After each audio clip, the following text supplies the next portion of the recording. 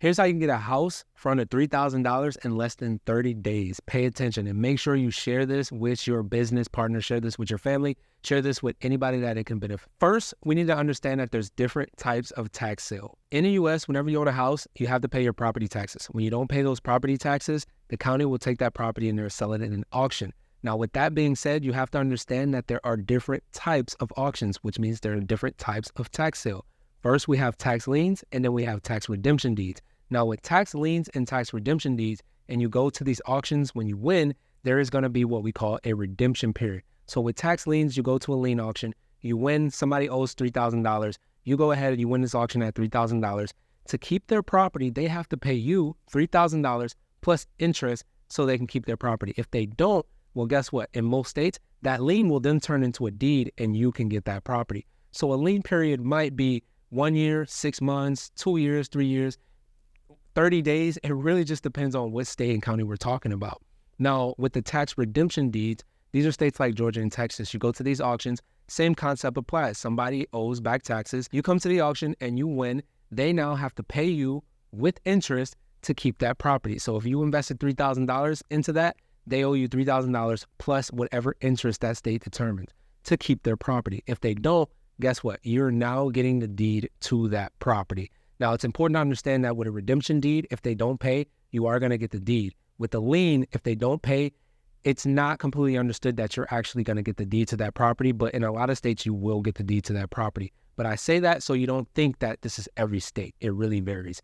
Now, the last thing is the tax deed auction. In a tax deed auction, when you win that auction, that property is actually yours immediately. So you don't have to worry about any redemption periods or anything. We've won property from these auctions and sold in under 2 weeks and made $10,000, $15,000, all the way up to $30,000. And in some cases, even in the 6-figure mark, $100,000 flips without even doing rehab on these properties. That's how cheap we get them for. Now, we just talked about the liens, deeds, and redemption deeds. Now, let's talk about how you can actually get started. I want to give you some value here. So go to your county clerk of court website and you're looking for anything tax deed, tax lien, tax redemption deed, tax foreclosure, tax delinquency, share of sale, scavenger sale, adjudicated property. There's so many different things that these can be called depending on where you live, whether it's down south, up north, or you live in Florida versus Alabama.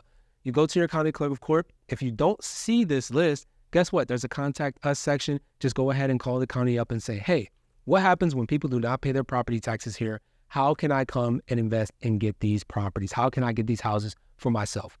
They're going to point you in the right direction.